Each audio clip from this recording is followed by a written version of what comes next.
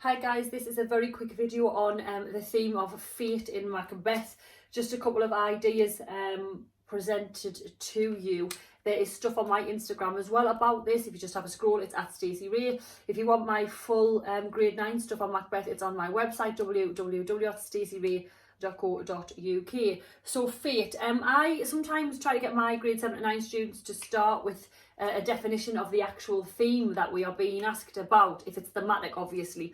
So we can start with the dictionary definition, so Webster's definition of fate.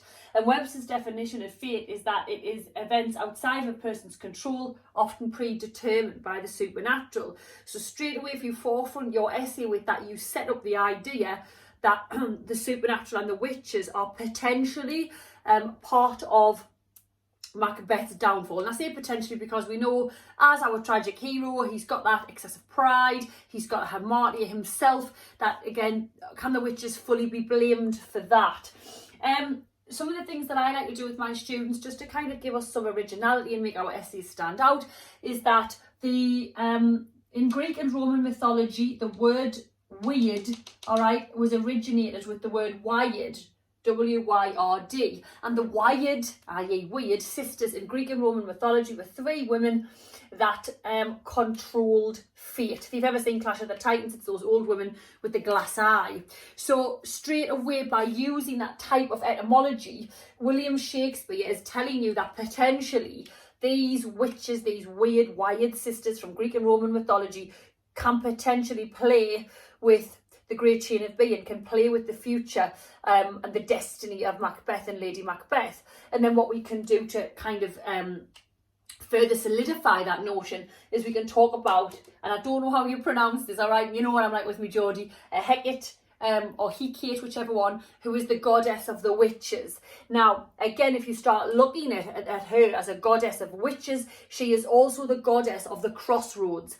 Now, what that is telling us, that if we start playing with arguments and ideas, which is how we get the 7 to 9 anyway, then if she is in charge of the witches, we've just discussed how they can potentially interfere with fate, but if she's in charge of the crossroads, then she potentially gives Macbeth a choice in terms of fate. So you could potentially argue that actually the goddess of the witches gives him the chance to defy the killing of the king. Because if he's at a crossroads, it's almost like there's a choice there, and that actually he doesn't have to commit regicide. So that's a great little curveball that we can throw in there. And she gives us a couple of lines about safety and security as well, which again you will find interesting if you look in Act 4. Other things we can do with the witches, I absolutely love the Juggling Fiends when they are described like that. And again, your analysis, if you look on my grade 9 video for the supernatural, it's free, it's on YouTube. We've got this idea that they are playing with Macbeth's destiny, like he's a puppet, he's a toy. He's a toy to Satan here, isn't he? Again, check out my video on Macbeth and Satan. On my Instagram, there is an analysis of Juggling Fiends as well. And then this idea of fiend. So they are juggling fiends. So we know that a fiend is a messenger for Satan anyway. So we've got God and his angels really losing out here to the power of the witches if they do have this ability to play with destiny, if you like. The other thing about the witches, again, just something very subtle, is there's 3 of them. The number 3 we know is linked to bad luck. You can obviously put that into an argument about fate.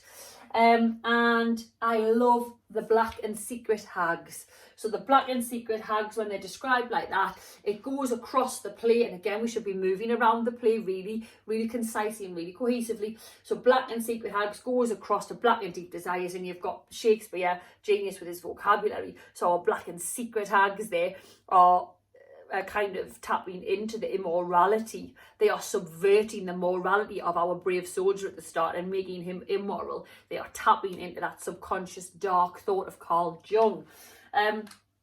Another great one is the supernatural soliciting cannot be ill, cannot be good. Again, it's on my Instagram for you. Honestly, guys, have a look. It is there.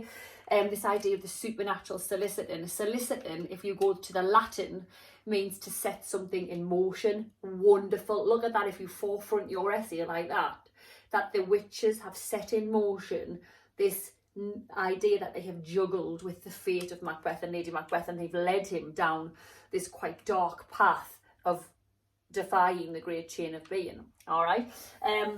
We get, if chance will have me king, or again, chance is a great word when we're talking about fate, and interesting that it's in this play quite a few times. And actually, and more interestingly, it is Lady Macbeth that first uses the word fate when she talks about metaphysical aid doth not da, da, da, da, da. And she's the first one to mention it, and she's actually saying that fate does not make things happen. So there's another curveball for us. So she feels like, well, if fate isn't going to make it happen, I'm going to step in here. Come you spirits, as in help me out. So that's a good one for you as well. She talks about all that impedes from the golden round. So again, she won't be stopped in what she has now envisaged as her destiny. Her destiny, obviously, to have the golden round on her head. So it's quite lust for power, isn't it? And then we've got other things. Now, a wonderful one, guys, from the start is the sergeant. So the sergeant says fortune on his damn coral, smiling like a rebel's whore. And it's a cliched idea in Shakespeare's time that fortune was a whore. You will get wonderful arguments from that, because if you just go literally with what a whore is, what it means, what a whore does, and then it's a cliched image that in Shakespeare's time fortune was a whore, then again you have set up a real judicious argument there. And what can you see about fortune being a bit of a whore there? You could potentially argue that it's working on more than just one level. Is it working for or against Macbeth? Is it working for or against Lady Macbeth? Is it working for or against Scotland? Is it working against God? Loads of stuff we can do there. And again, it's just that judicious reference that potentially isn't going to be used by other students.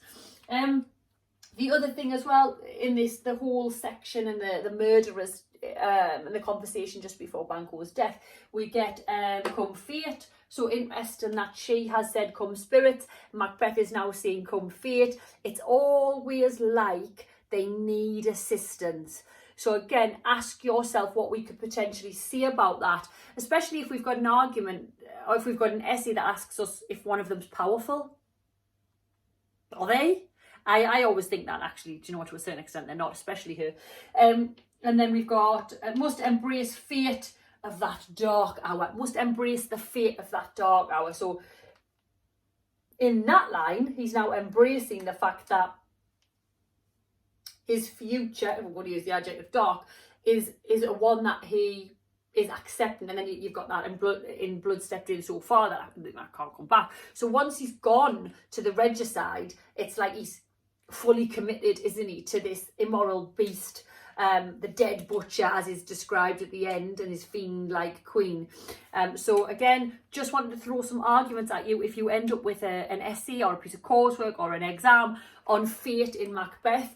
And honestly, the witches, they do wonderful things for you, and Shakespeare's language does it as well. So check out my Instagram, there's loads of stuff on there. I usually use the colours red and black for Macbeth for obvious reasons. So at Stacey Ray, let your friends know. Check out my website, www.staceyray.co.uk, or check out my free stuff on YouTube. Honestly, it's all there. I hope it's useful. Let me know, and massive good luck in your studies, guys.